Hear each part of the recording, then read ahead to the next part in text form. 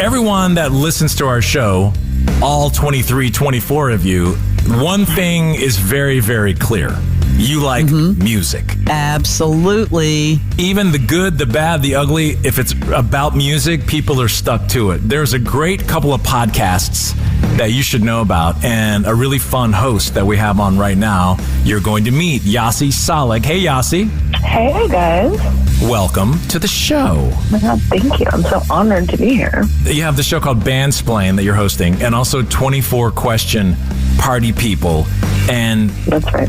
Bandsplain, which is such a great name, is this, for people that don't know, this epic deep dive into the career of cult bands and iconic artists. And she's covered like the White Stripes, No Doubt, Pumpkins, and The Cure. What got you even wanting to do it? Like, I always just thought there's like bands in the world. You guys probably have this. I don't know. You're seasoned professionals, so you probably know about every band. But not quite. You know, like someone would be like, man, like Led Zeppelin. And like I'd secretly be like, oh yeah, no, I've heard of Led Zeppelin, but like I don't know anything about Led Zeppelin. Like I wouldn't even know where to begin, you know? And I was like, oh, what if we gave people a place to begin, like just like almost like a primer. And that's how it started. And then I don't know what happened, you guys. It grew into this monstrosity that takes up my whole life and, you know, is 4 to 6 hours long every week.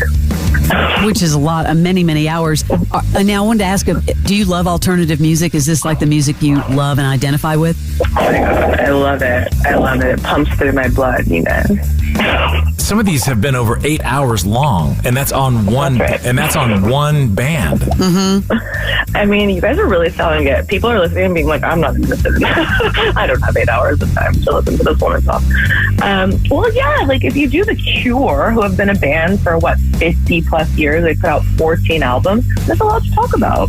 And I have to say, you know, because 99X is now back and, you know, we were one of the original alternative stations in the 90s. Let's talk about just the effect and the impact this music has had on generations, you know, and as a music journalist as well, to be able to come back and talk about these artists who are, some of them are arguably having the best success of their career today.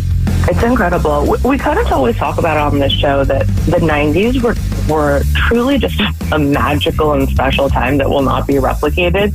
And it's for a lot of reasons that are probably boring to talk about and a lot that are interesting to talk about. But it was, you know, it was truly when counterculture shifted into being almost mainstream. And that was a huge deal. And alternative rock stations, I think, had one of the biggest hands to play in it. I was raised by K-Rock, not to invoke another alternative rock station. No, we love K-Rock. No, yeah, we love K-Rock. Yeah. But I mean, I would stay up late taping Rodney on the Rock, Jed the Fish. That was my dad. Tammy Heidi. That was my mom. This was my family. They taught me everything. It was such a huge deal. But the thing you talked about with the 90s, what's weird is people with children, people I know with children now that are 14, 15, are having debates about, hey, what's the best Better Than Ezra song? Or what's the best Oasis song? Totally. Like, what? Yes. Why do you think that music is appealing? Is it just because their parents were listening to it when they're kids and they're just by default, they like it, kind of? I think there's a lot of reasons. I think one is that the 90s was the last time we had a monoculture in any meaningful way, and it was actually kind of a good thing. So because we had MTV and the alternative rock stations were really powerful, and there was a lot of money to be made and given to bands. So we got these sort of like these bands got really big, which means they were able to make these like crazy albums that people really connected with them. And it's just not possible, I don't think. It's such a rare thing now for a newer band to become an oasis, because there's not a Spin magazines on every stand the way there were. There's not MTV the way it was. So I just think kids are always going to go back to those bands because they're iconic in a way that new bands can't be, you know? And the resurgence of some of them, they're having, like Leslie said, the biggest years of their multi-year career. Oh, yeah. I mean, it makes me so happy that they're all still touring and I get to go see the shows. It's awesome. We're talking to Yasi Salek, and I have to say, you know, outside of Bandsplain, you just started something else new. Let's talk a little bit about that, because it takes it another step further. Your 24 question Party People. Explain that. Well, I'll tell you guys the truth. I was like, sometimes I would be approached about a musician being on Bandsplain, and I would have to be like, I would love that. However, it takes minimum 5 hours to record an episode, sometimes 8. And these musicians, babe, they don't have that kind of free time. They're not going to come and sit with me for 5 to 8 hours. And so I was like, well, what if I had a show that they was a 90 minutes long, like a normal podcast, and I could just like ask them some fun questions.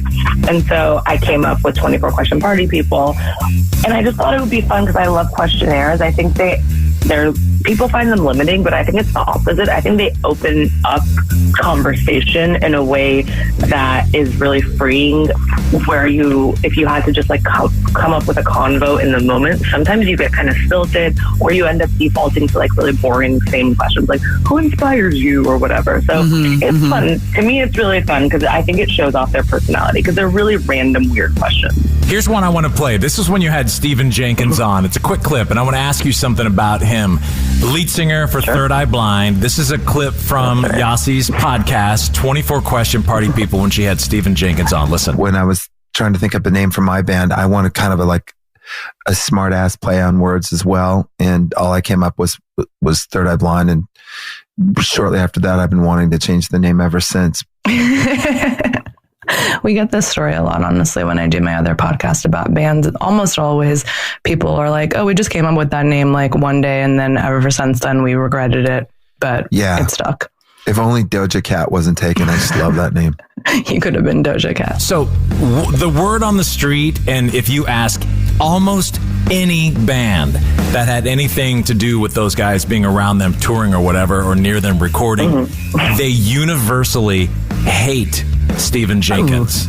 I mean, I've heard that from firsthand from multiple bands. What do you get from him? What is the vibe you get from him? You know, I really liked him. I think he is a very unique combination of self-aware and a little delusional, which I kind of think that's what you need to become a famous rock star in some ways. Like, when you look back at the Third Eye Blind story, like, so much of their success is attributed to how delusional Stephen Jenkins was. And, like, I can't speak to if he was mean to, Matchbox 20 or whatever. I wasn't there, but...